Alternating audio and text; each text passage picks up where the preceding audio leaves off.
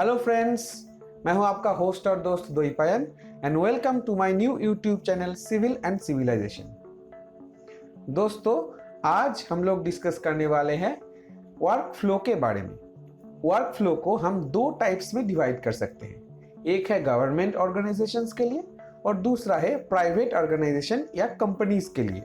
तो इस वीडियो में हम लोग डिस्कस करने वाले हैं गवर्नमेंट ऑर्गेनाइजेशन या सरकारी संस्थाओं का कोई भी प्रोजेक्ट स्टेप बाय स्टेप कैसे एग्जीक्यूट किया जाता है। तो देखते रहिए ये वीडियो आखिर तक। तो चलिए वीडियो को स्टार्ट करते हैं।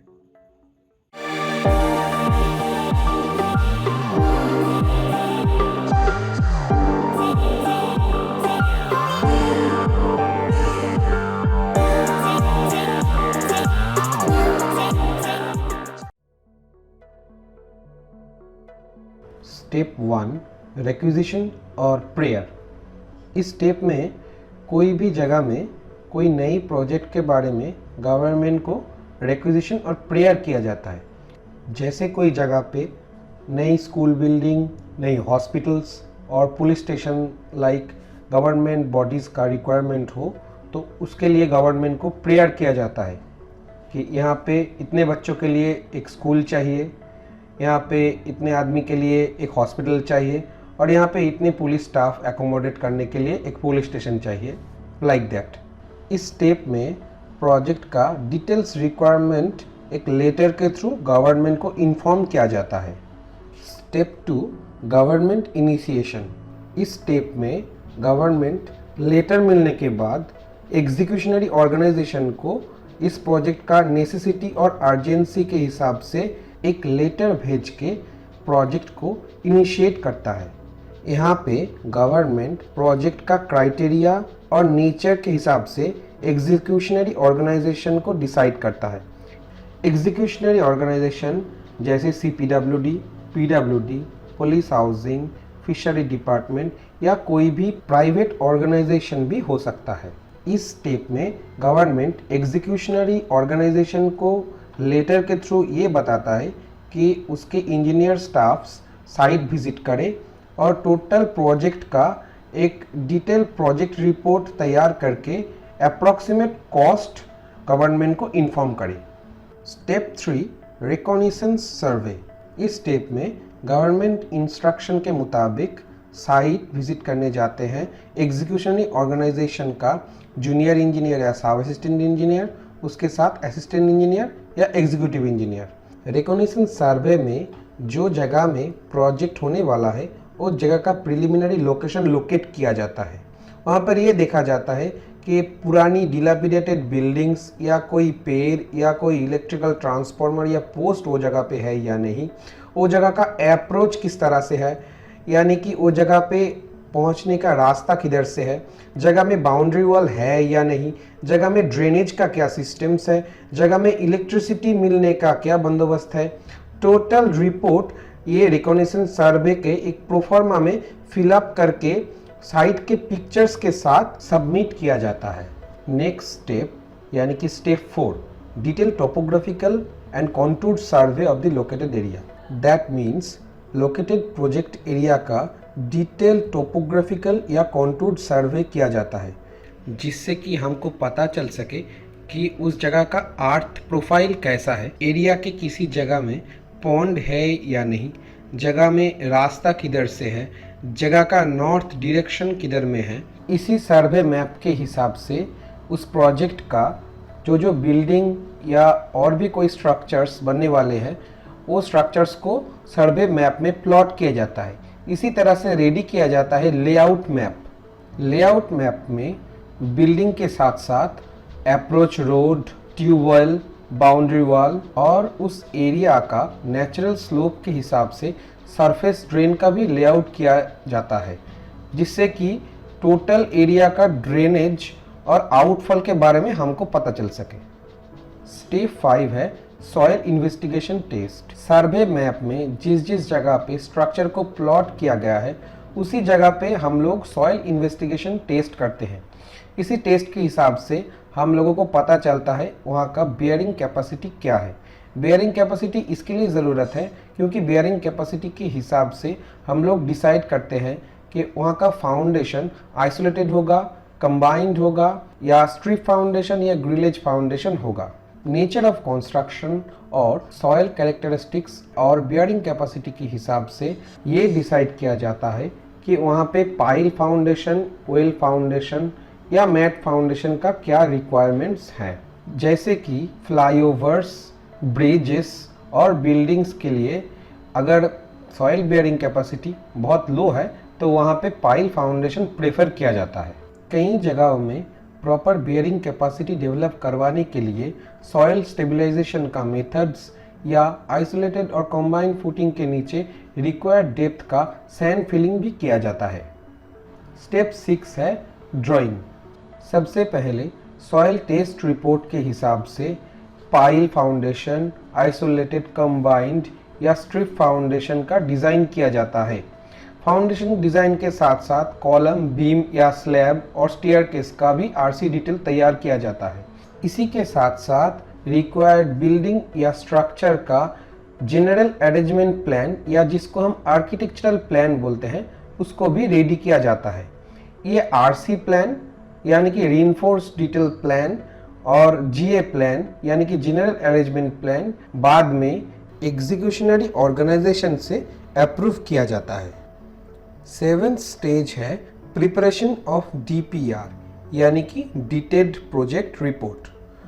डिटेल्ड प्रोजेक्ट रिपोर्ट जो कि पहले से ही तैयार किया हुआ है और उसके साथ ड्राइंग के हिसाब से तैयार किया हुआ प्रिलिमिनरी और रफ कॉस्ट एस्टीमेट, उसके साथ रेलिवेंट डॉक्यूमेंट्स एंड ड्राइंग्स पहले वेटिंग किया जाता है एग्जीक्यूशनरी ऑर्गेनाइजेशन के द्वारा, और उसके बाद प्रिलिमिनरी कॉस्ट एस्टीमेट या जिसको हम बोलते हैं रफ कॉस्ट एस्टीमेट, उसी के साथ डिटेल प्रोजेक्ट रिपोर्ट को काउंटर सिग्नेचर किया जाता है रिक्विजिशनिंग अथॉरिटी के द्वारा।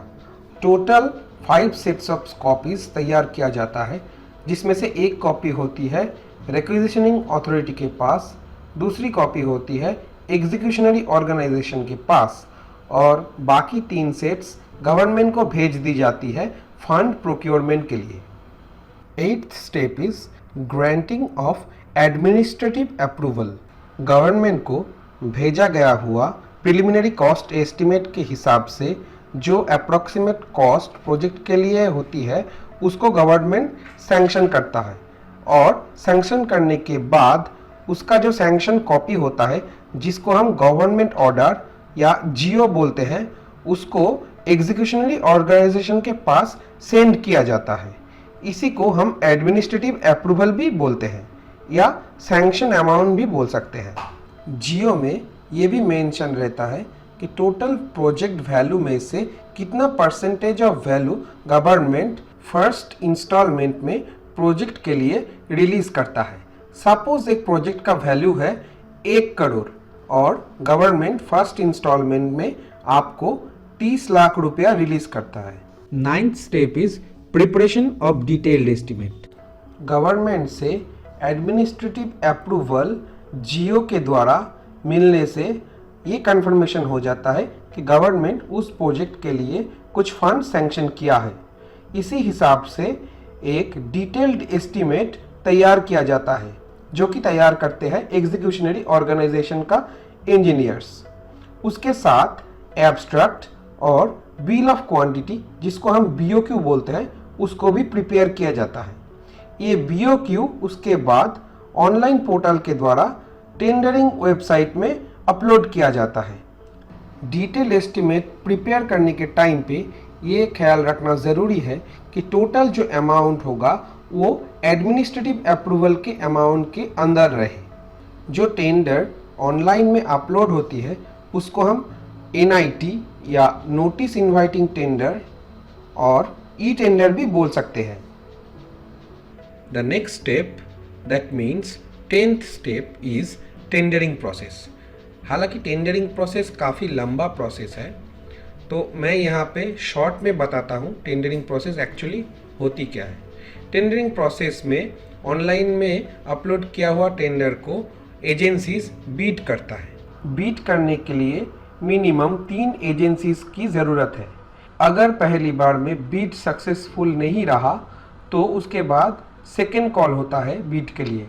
सेकेंड कॉल अगर सक्सेसफुल नहीं हुआ तो उसके बाद थर्ड कॉल होता है। इसी तरह से टेंडरिंग प्रोसेस चलता है।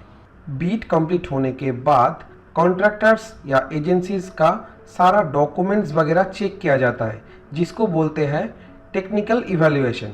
टेक्निकल इवैल्यूएशन ख़त्म होने के बाद अगर कॉन्ट्रैक्टर उसमें क्वालिफाई करता है तो उसके बाद होती है फिनेंशियल इवैल्यूएशन।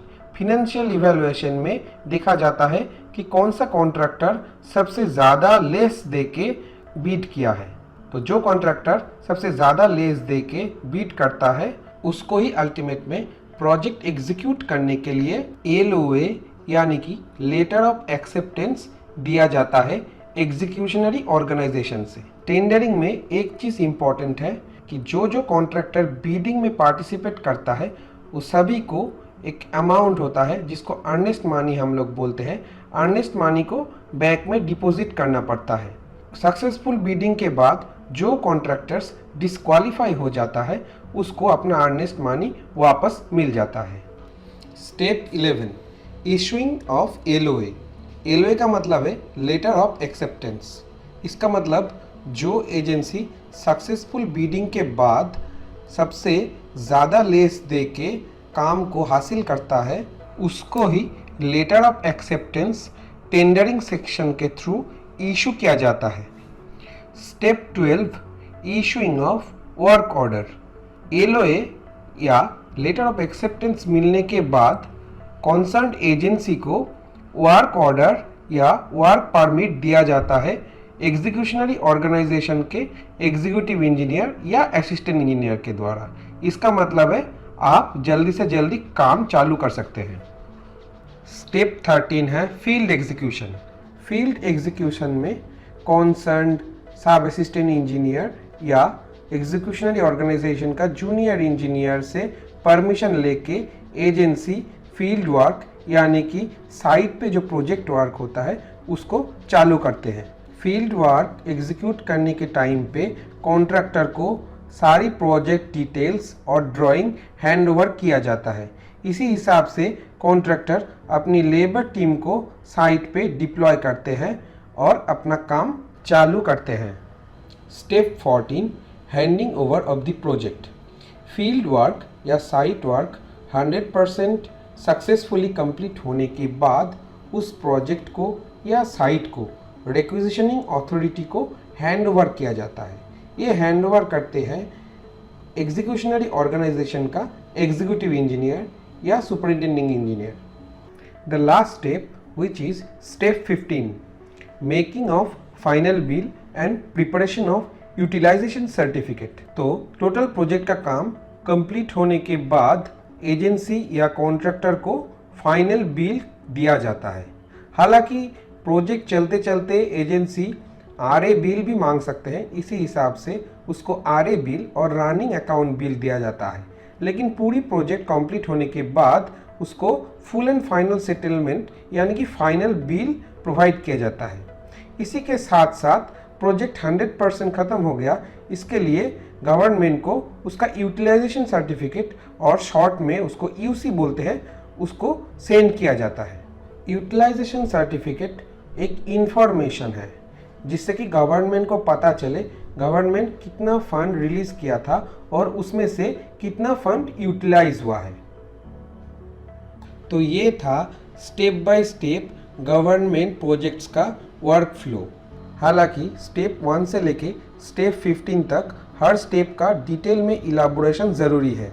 तो उसी स्टेप्स का डिटेल इलाबोरेशन के लिए मैं अलग से वीडियो बनाऊंगा। अगर मेरा वीडियो आप लोगों को अच्छा लगे तो उसको लाइक कीजिए, नहीं अच्छा लगे तो डिसलाइक कीजिए, पर कमेंट ज़रूर कीजिए। और अगर आप चाहें तो मेरे चैनल को सब्सक्राइब करने के साथ साथ बेल आइकन पे भी क्लिक कीजिए। इससे मेरे चैनल पे अपलोड होने वाला हर वीडियो का नोटिफिकेशन आपके पास मिलता रहेगा। Stay updated and stay civilised. Thank you.